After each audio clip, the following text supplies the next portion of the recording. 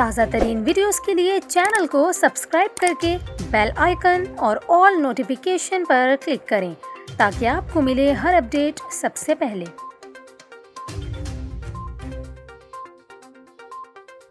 और अभी आपको बताएं, महकमे मौसमियात के मुताबिक खलीज बंगाल में मौजूद हवा का कम दबाव कुछ दिनों में समुद्री तूफ़ान की शक्ल इख्तियार कर सकता है। महकमे मौसमियात के डायरेक्टर सरदार सरफराज का कहना है कि समुद्री तूफ़ान बनने की सूरत में इसे जवाद का नाम दिया जाएगा, जो सऊदी अरब की जानिब से तजवीज़ करता है। सरदार सरफराज ने मज़ीद बताया कि समुद्री तूफ़ान से पाकिस्तान की साहिली पट्टी को कोई ख़तरा नहीं है।